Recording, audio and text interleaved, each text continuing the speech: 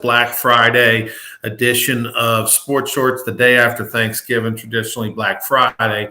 It's called that, Tommy, because of shopping. But if you're a Saints fan, it's Black Friday in a giant way because of not only how they played last night, but unfortunately, I think what you're going to see the rest of the year. Today on Sports Shorts Daily, presented by LeBear's Casino, we're going to talk about those New Orleans Saints. Was Drew Brees embarrassed last night when he was in New Orleans doing the game for NBC and getting honored and all at halftime?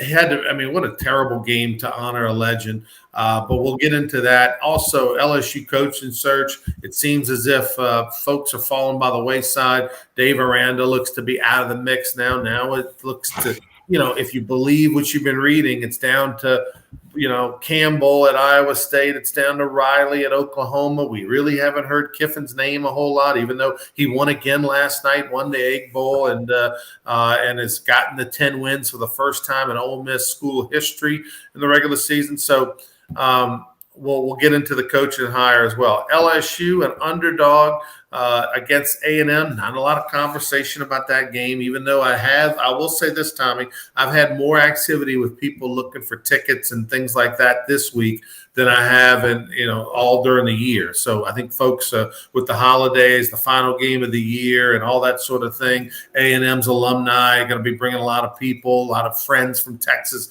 probably coming over looking for tickets. So I think there's a little more activity than we think about that LSU A&M game. So we'll get into that and a whole lot more. Sports Shorts presented by LeBear's Casino. Before we continue on, of course, let's tell you a little bit about the Louisiana Sports Hall of Fame. The 2022 induction class is out. We actually added Jay Cicero, the Dave Dixon Award leader. Jay Cicero, the head of the New Orleans Sports Foundation, will be getting honored in that 2022 induction class. So go to lasportshall.com, read about him, read about these Hall of Famers, and all the events coming up this spring and summer, lasportshall.com. TK, your reaction, man, to the New Orleans Saints performance last night in the Dome, worst of the year by far. Oh, man, it was tough to watch. I mean, no offense. And, a lot of times, Simeon threw the ball and it wasn't even close to anybody. It's one thing when it's, misses the receiver's hands by a foot or, it's just a hair behind him or something. But there were some balls thrown into nowhere land. And, of course, the injuries. We learned that Kamara wasn't going to play earlier in the week. And all of a sudden, Ingram's out. Ramczyk, the highest paid tackle in the NFL, he's out. And, man, you just had to start thinking, wow, they got no shot against the Bills because it was, both teams needed to win desperately. The Bills had lost 2 out of 3, and they want to get back in the AFC hunt, and their quarterback, Josh Allen's really good. I know Tre'Davious White got hurt for the Bills. I hope it's not serious, but he was having a good game until that happened. But, man, the Saints just it's not that they didn't show up. It's just who they had out there. It's not who they thought they'd have out there when this season started. If you had said this is who's not going to be playing on Thanksgiving night, you would have thought that's not going to be good. But that's 4 losses in a row. They haven't lost 4 in a row since 2015. That's going back a ways. And I just think that the crowd with the play calling, there was a lot of boos. And, it just was a rough situation for the Saints. No question about that. It was tough to watch, man, because it was one of them games, Ronnie, when you kind of got near that end of the first quarter, into the second quarter, and you knew the Saints were not going to win the football game. I think you knew the Saints were going to win the football game pretty early on. I mean, even in the first half when they amazingly got that turnover and a great Quan Alexander interception, they were up for halftime. And instead of being down 17-0 or 13-0, they went to the halftime down 10-0. You're like, all right, great job by the defense right there in that moment. But it's like, well, wait a minute. Saints aren't going to be able to score 10 points. What am I talking about? And that's exactly what happened. It was just what's happening now is that the offense goes 3 and out every time, and the defense just can't sustain. You have to have a little bit of a complementary attack on offense. The Saints defense is okay. It just can't do it all themselves. It's not the 84 Bears or 85 Chicago Bears or whatever. You have to – they have to get something out of the offense, and they're getting absolutely nothing. In fact, I mean, there were multiple times. I mean, the Saints just live behind the chains. And what's funny is the Detroit game, the Lions played yesterday, and I know you and I both like the Lions, and they did cover. But with the Lions game, when they're 0-10 now on the season, 0-10-1, and bad teams, and the Saints are in that category now, particularly on offense. Bad teams just always are behind the chains, always are committing those the turnovers. Or getting penalties at bad times, dropping passes, and it was magnified by the Lions, who did that over and over and over again. It's magnified by the Cowboys with 14 penalties and all that as well. And the Saints now put themselves in that same position. They're just a bad team. Anytime they make a good play, there's a penalty. Anytime they make a good throw, there's a drop. And then they constantly are losing yardage and playing behind the chains as an offense, and it's just nothing you can do. Buffalo, though, I think Buffalo is back on track. I mean, you look at the AFC, shake it up in a bag. Kansas City, Buffalo, the Titans. Those are all the teams that I think have a chance to, go to the Super Bowl. Buffalo, to me, took a big step yesterday for themselves. They did, and their defense is playing well, but the Saints' offense is inept. So They was probably somewhere in the middle there. But it's still a confidence thing for them that they 6 points is all they allowed in the noisy Superdome. So, but Buffalo took a big step. You're right. And, Ronnie, I watched Detroit and Chicago. That's two bad football teams. There's a lot of parity in the NFL, and a lot of anybody can beat anybody. Those teams aren't going to beat any good team. That was really bad football. And what I noticed, Ronnie, is that both teams, they throw the ball horizontally. They never go down the field. When you got 3rd and 12, you can't throw a 2-yard out. I know they're trying to get in space and wiggle away from a defender, but that was bad, And then the Cowboys and the Raiders, penalty. I read today that the teams knew that this refereeing crew throws tons of penalties, and they did that. There were 28 penalties assessed and another 5 that were declined or whatever. So, man, that's just too much, man. It really affected the flow of the game, but this crew is known for that. And then last night, again, it just was a bad night for the New Orleans Saints all the way around, really from the get-go. When Alexander made that pick, it was 10-0 when he made the pick, and they doing all this celebrating stuff. I said, are they looking at the scoreboard? Do they know they have no offense? But, that's the way it goes, and Saints fans were very disappointed last night. Trevor Siemian, his numbers for the game: 17 completions and 29 attempts, 1 touchdown and interception. He averaged 5.6 yards per catch. How about this, Tommy? And that is he was only sacked 2 times for 17 yards. Didn't it seem like he was sacked 10 times in that game? He was harassed, hit, tackled, but officially he was only sacked twice in that game. The thing that I noticed, and look, with Drew Brees being there on the broadcast and whatnot, and I knew this would happen. I just didn't think it would be so drastic. It's clear that, we got used to watching Drew, and even in Drew's worst days with the arm not being able to throw it beyond 40 yards, the things that we noticed that we forget. Drew was so accurate on the crossers, the short crossers, and just throwing a simple screen pass or just managing the ball within 10 yards of the line of scrimmage. He was the best maybe to ever do it. And so, he's always putting it right on the spot. You never have to really worry about that. Those are the things that are hard for the Saints to do right now. The other thing, too, is the subtle movement of Drew Brees in the pocket. Trevor Siemian goes back and stands on a spot, and that's it. Okay. Drew Brees would go back, stand on that spot, and then just slide maybe a yard or 2 to his left without you even really noticing hardly, and just avoid that big rusher. He feels the pressure coming from the right, and he knows that the guy's blocking him upfield, and Trevor Siemian just stands there and throws the ball and gets hit. Drew would just step to the side, make the throw, and get rid of it. And those are the little things that now you notice all day long. The other thing, too, is that whenever a free rusher comes, with Drew Brees, he wanted a free rusher to come. If he knew a free rusher was coming, he knew, okay, he's coming here, I throw it there. He's coming here, I throw it there. When Siemian comes, it's immediately take the sack, throw it away, like panic, not know what the hot is. And it just goes to the greatness of Drew Brees, because right now Trevor Siemian's not the answer. Jameis Winston's on a 1-year contract, and he's out till the middle of next season.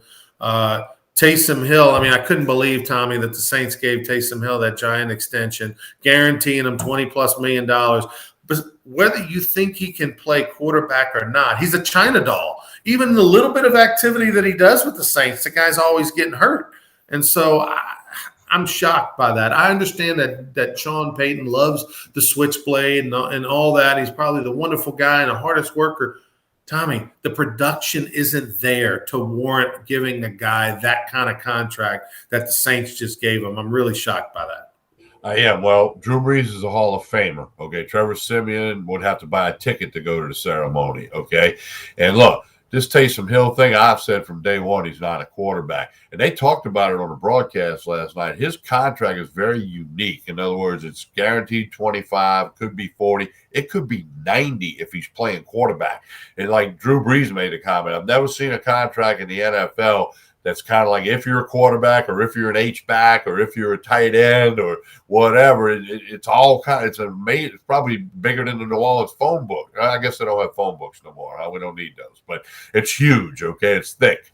But I just have never been sold on Taysom Hill. Obviously, Sean Payton is, but that's a lot of money to give a guy like your description. He's a China doll. He can't stay healthy. If you can't stay healthy, you can't get on the field and help the team. And that may be one of those contracts as we go forward. We're going to look back and say they should have never done that one. Yeah, good line right here by Craig Schilling, stealing mine. Black and Blue Friday for the Saints. Absolutely, no question about it. The contract, the details of the Taysom Hill contract are so long, not going to get into it. But the quick little hits are 4-year, $40 million contract, has a new money average of 10 a year.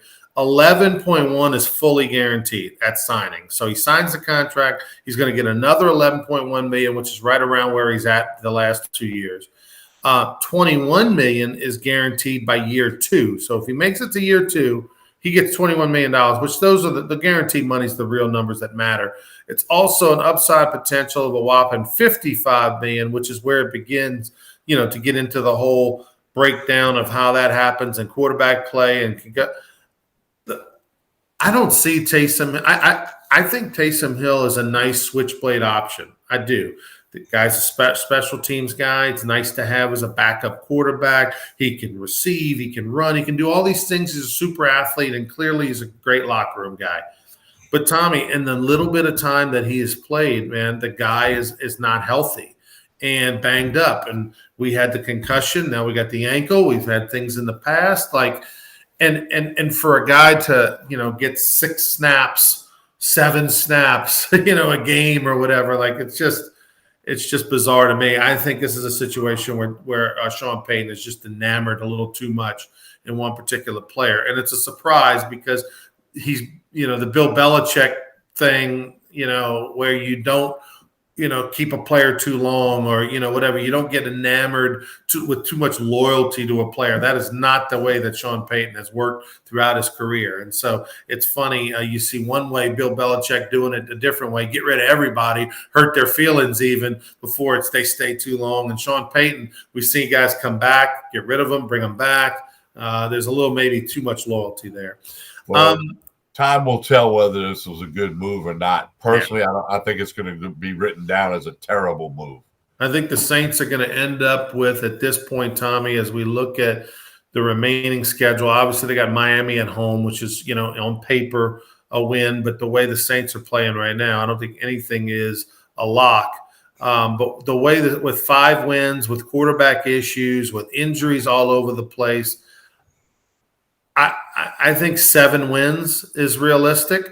The Saints have the Cowboys next Thursday. That doesn't seem like it should be a win. You're on the road at the Jets. You're on the road in New York in the cold. The Jets, that's a coin toss game. You're at Tampa. You're not going to win that. You're at home against Dolphins. You're going to be favored. And then you're at home against Carolina, who's got 5 wins. Who knows how many they'll have by then. And you're on the road with Falcons. Tommy, realistically, 2 wins. I mean, 7, 8 at the most. But, I mean, the point is they're going to be 6, 7, 8 wins.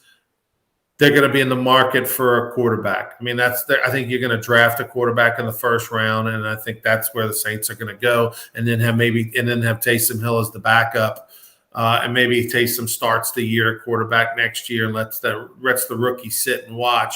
I think that's where you're going to go. I don't think Jameis Winston's going to be back with that injury. I agree with you. And Taysom Hill's not a guy that's going to lead you to the playoffs and to the Super Bowl as a quarterback only thing. I'm not saying he can't help the team in a lot of ways, but he's not, your NFL quarterback who has consistent big success. Plus, as you said, he's a China doll. He's not going to go injury free. He's a friend of the injured list. Let's talk LSU coaching search. Yesterday, Ole Miss wins the Egg Bowl. They were an underdog on the road at Mississippi State. Hopefully you guys jumped on that and saw how that's weird. Chance Babin, by the way, asking no confidence in Ian Book. Clearly there's not, or he'd be playing because it's so bad right now. Lane Kiffin has been a name that has just fallen by the wayside if you are to believe all the things that are on the internet, whether it's for the Florida job or the LSU job, clearly not going to USC.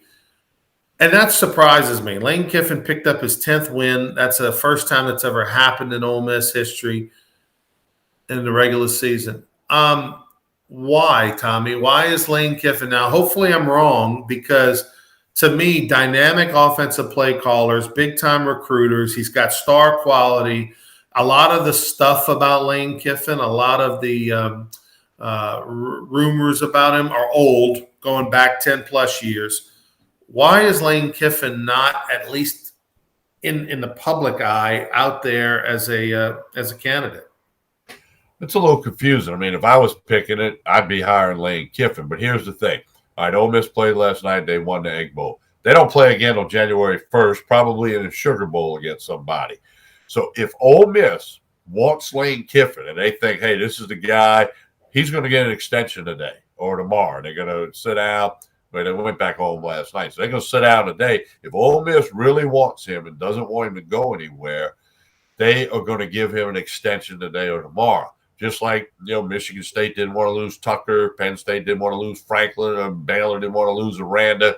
So that's the next move by Ole Miss. Now, if we get to Monday and you've heard nothing from Ole Miss, then that means they're thinking, well, if he goes to Florida, he goes to, Baton Rouge, then we'll figure out who we're going to get. So that's going to be something to watch. A, because LSU still needs a coach, and B, in theory, he's still a candidate, and C, does Ole Miss want to keep him long-term with winning 10 games, 2 years in a row, winning the Egg Bowl now, continuing to recruit?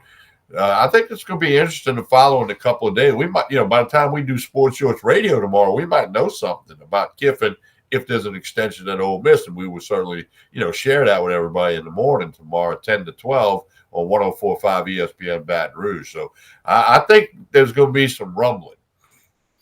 Supposedly the buyout on Lane Kiffin is around $4.5 million, which, in the past, maybe that was an issue, but it's now it's looking more like on the LSU coaching search. With Aranda looking like he's staying based on everything we've been reporting and saying, Lincoln Riley, we told you about the history of Lincoln Riley's name's been out there for a while. Okay. And if he loses to Oklahoma State Saturday night, you could get an announcement, Yeah, Monday. Because then he would not be playing in the Big 12 championship Correct. Game next week. Saturday, the fourth championship Saturday, like they call it. You could technically get an announcement there if they lose. And again, we told you on this show in the past, and the Stephanie Rampant connection, the Scott Woodward's right-hand person who's out there leading the search. She was at the University of Oklahoma for years. And so naturally you've got a pipeline to be able to make the ask. Campbell at Iowa State is a name that hasn't gone away. I think it was a name that was out there before the season for a lot of people. He supposedly turned down jobs before in the offseason. And Billy Napier, Tommy, what you're hearing is that they may not even have talked to Billy Napier. There's a lot of people. I mean, the internet's the internet, okay? But there's a lot of good stuff on the internet. Some people think there's nothing good. I think there's some good stuff there. there's talk that he has not even been contacted by LSU. Now, again, I don't know if that's true or not true. I can't believe they wouldn't at least check into him. But, maybe Scott Woodward in his mind, has reasons for not doing it. But Napier, I don't think Napier's going to be back in Lafayette. Now, they play next Saturday on Championship Saturday at home against App State for the Sun Belt title. Florida needs a coach. His name is very proud. There are a lot of people in Florida think he's going to be the next Gator coach. Going back to Kiffin for a minute, Chance says, I'm sure it isn't Kiffin's long-term goal, but he could walk on water in Oxford first 10-win season. There's no question. Look, but this guy, he got divorced or whatever in 2016. And so do you want to be divorced potentially in Miami maybe one day? It looks like they may keep their coach another year, got rid of the AD. But if Kiffin's going to stay in Oxford, Tommy, then he's got to be all in on a guy you're going to see tonight, Arch Manning. He's putting his eggs in that. I'm going to get Arch here in a couple of years because Corral's leaving. You don't know, next year you might take a step back and then you get Manning and everybody gets fired up again. But you're going to see Arch Manning tonight in the high school football playoffs against Lafayette Christian Academy. I'm curious to see your takeaway on him because, they're going all in. And who knows what the landscape's going to look like next fall when he actually signs on the dotted line? Because Texas, who knows what could be? They could have a whole new coaching staff at Texas by the that he's dealing with by next fall. But clearly, Ole Miss is all in, and I think if Lane Kiffin stays, Tommy, they have to be the leader in the clubhouse.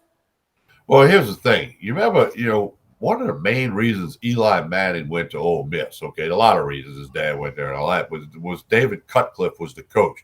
Cutcliffe had been involved with Peyton Manning at Tennessee, and they respected what they did for Peyton, then, of course, what he did for Eli. Well, if they're thinking that, that Lane Kiffin can do the same thing for Arch that Cutcliffe did for them, and it's Oxford where Eli played and Archie played, whatever, so – there's a lot of layers to this, and but I don't know, how deep it might be, and I know George is being mentioned prominently for Arch Manning, and I'll see who's on the sidelines tonight. Can the coaches go out tonight? I don't know those rules. I'm not sure. Obviously, I'll be in at live. I would think so. They were out. Lane Kiffin was in Baton Rouge last week, right? Yeah, well, and I'm gonna be, I got to be there for 5 crew calls, so I'm gonna get down on the sideline, see what coaches there. And of course, our camera crew for tonight will be certainly, if there's any coaches there, they're gonna find them, and we got, we'll know if anybody is there, especially if it's there an LSU coach or an Ole Miss coach or whatever. Well, I'm sure there'll be some coaches there. I don't, how much does it matter? I don't know. I'll be curious to see if Lane's there again because obviously they won yesterday and it would go a long way, to show, oh, wow, even after a big Egg Bowl win, you came down to see me. Although this may not be the game for him to see because LCA is a better football team than Newman. And so this may not go that well for I know last year in the playoffs it did not. So we'll have to see. We'll see what happens, but I'm not predicting a good night for Arch Manning and his Newman Greenies. Okay, if it's not Lincoln Riley, and Chance asked this question, it seems like it's Lincoln Riley or bust. Who would be a viable backup? I hope we're not getting into the situation, Tommy, like we were in with Herman when they hired Ogeron, where it's like, okay, we didn't get our guy, we didn't get our top guys, so take him. He's the easiest. He wants it. If it's not Lincoln Riley, which is the clear sexy pick left on the board, and if you but to believe the non-chatter on Kiffin, and look, I understand LSU's hesitancy on Kiffin, Tommy, because again, you just went through a coach that was divorced and is a little bit of a loose cannon and a wild card. And, you probably had some nervous nights wondering about some things. You don't want to do that again with Lane Kiffin potentially. So that's, I think, where the hesitancy comes in. But what if you're Lane Kiffin, and if he has spoke to Woodward, or, well, I don't know if he could have actually spoke to Woodward, But if he does speak to Woodward, he could look him in the eye and say, look, you're not going to have any problem with me away from the stadium. Okay. Might I tweet something? Yeah. Might I say the cowbells are annoying in Starkville, like he said after the game last night? Yeah. But you're not going to have, pictures of me laying in bed with a naked girl on the internet. And if he convinces Woodward of that, maybe he's the guy. But, and then, hey, we got to let it play out. All right. So who besides Lincoln? If it's not Lincoln Riley, Tommy, give me a guy. Give me who you want him to get. Well, and you're saying not Lane Kiffin either? I don't think Lane Kiffin. I go Bill O'Brien. Bill O'Brien, the current offensive coordinator at Bama, who had success at Penn State, coached in the NFL. So when he's recruiting kids, he can say, hey, this is what Bill O'Brien can do. You know how many phone numbers I got in my phone for NFL guys that can help you get to the league? He's going to tell them kids. So I'd go Bill O'Brien. And then would that be looked at as kind of like when they settle for Orgeron, would they be settling for O'Brien? Well, that's on Scott Woodward. He's known for 6 months he was going to need a coach, and certainly known since after the Florida game when they officially announced that they needed a coach. And he said that night on that Sunday little thing they did, the search for the next championship football coach begins immediately. Well, it began before that. So he's known, and if he's missed out, because it's one of the top 5 jobs in the country, no doubt about that. So I don't know. We'll see. It's going to be interesting to follow, and of course, we're going to have it on Sports Shorts Daily. We're going to have it on Sports Shorts Radio. My podcast will be all over it, so we'll be there.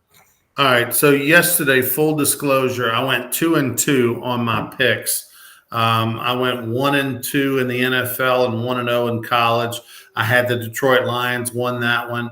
I had the under 52.5 with the Raiders and Cowboys. And I know the final score seems silly, but with 3 minutes to go or whatever it was, about 3.5, the Raiders had to score a touchdown in order for me to lose the over. And they went 70 yards in 3 plays or something like that and scored a touchdown. So I had a chance with 3 minutes. If they would have gone down the field, not gotten a touchdown, then the Raiders would have kneeled on it, not have won.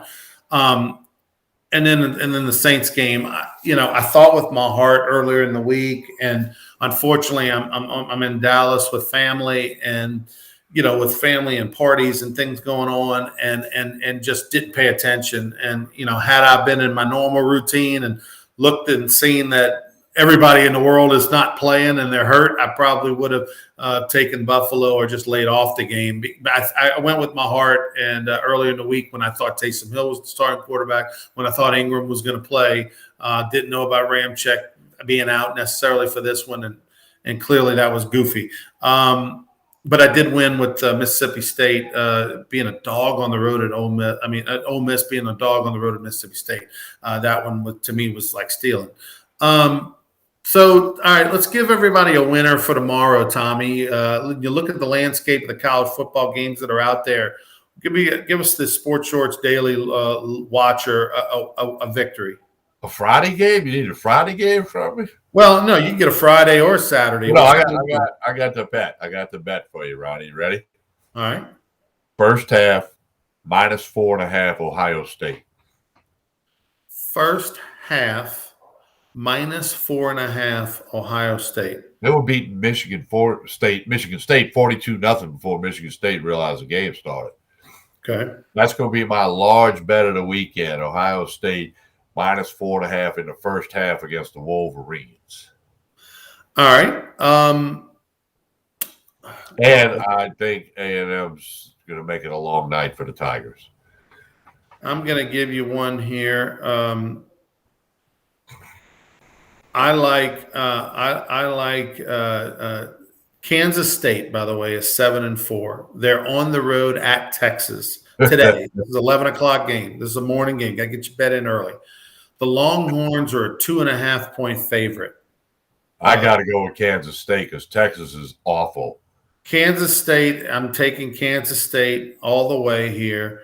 Kansas State lost to Baylor last week, 20-10.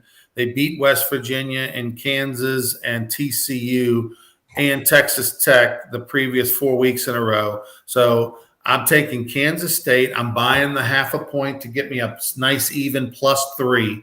And then I'm going to sit back and watch Texas just implode on itself. Well, one of the things you've said a couple of times this year is, when you find a bad team, bet against them.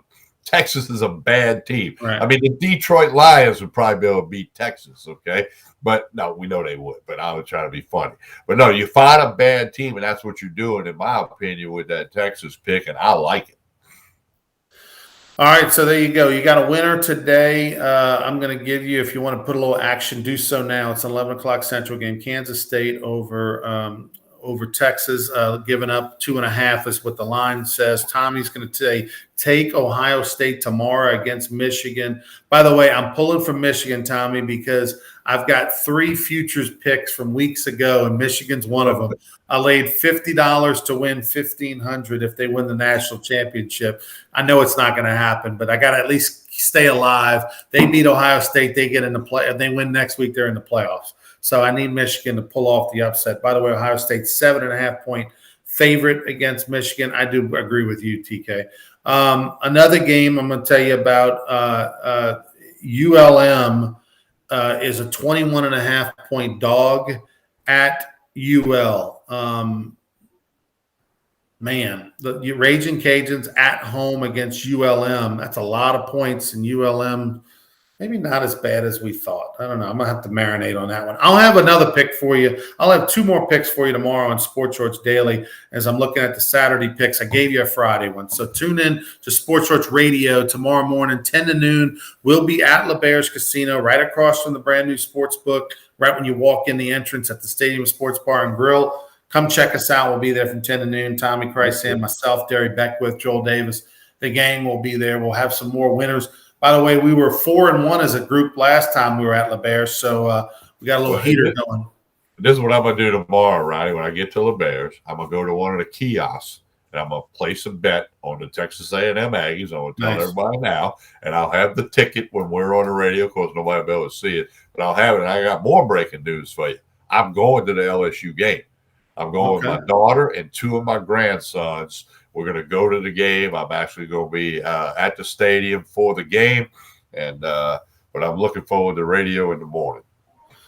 Tell us about Court Street Cafe and Tremonti's before we get out of here. Well, first off, tomorrow, like it is all over the place, Small Business Saturday in West Baton Rouge, and Court Street Cafe is one of the vendors and one of the people participating. So stop by Court Street Cafe, tell Jason and the staff hello if you're doing the Small Business Saturday thing in West Baton Rouge. Also, Tremonti's Meat and Seafood. Mike and the staff want to thank everybody that came out, got their Thanksgiving stuff. Place was packed yesterday morning from 7 a.m. to 10 a.m. They're going to be closed for the weekend, give the employees a little break. They'll be back open Monday morning. We'll be over there to do Sports Shorts Daily and recap all the weekend, maybe have Coach Search news. Who knows what we'll have by the time we get to Monday. I think we're going to have some stuff to talk about. We always have stuff to talk about. I think we have some things that people want to hear about. So Court Street Cafe for Small Business Saturday tomorrow in West Baton Rouge. And Tremonti's will be back open Monday. You can start thinking about your Christmas plans for that, or even gift cards from Tremonti's for the Christmas season. So that's going to be all that. So I'm looking forward to seeing Arch Manning tonight. We got radio tomorrow. I got football tomorrow night at Tiger Stadium. I got Hold the Rope radio with Skip and Cano on Sunday night. I'm going to have a fun weekend, Ronnie. By the way, I got one for you that I'm looking at. I'm gonna make my final pick on it, but a lean right here. Texas Tech, Baylor. Baylor, a 14-point favorite at home against Texas Tech. I'm liking Texas Tech to maybe cover that game. We'll get into that tomorrow a little bit as well. I'll tell you one you talk about go from the White House to the outhouse of a game. Florida and Florida State. I mean, we used to care so much about this. Florida and Florida State, both teams coming in with losing records, 5-6. Somebody's going bowling and somebody is not between Florida and Florida State. Florida, by the way, a 3-point favorite at home. That is just going to be an awful game.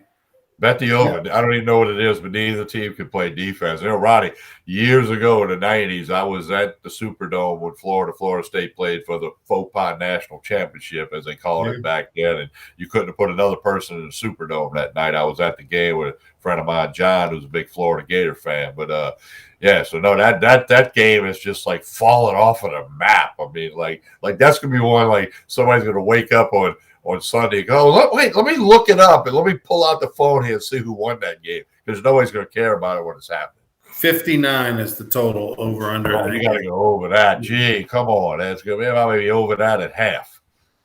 Craig says, don't be yelling at Coach OTK. He'll get you tossed like LeBron.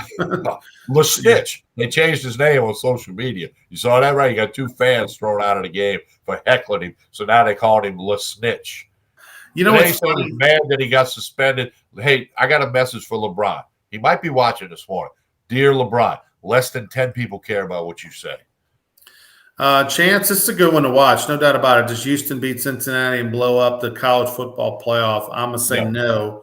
But yeah, that's definitely going to be a fun one to watch. That's one of the few games this weekend that has a lot of ramifications, and that's definitely one of them. All right, he's Tommy. I'm Ronnie.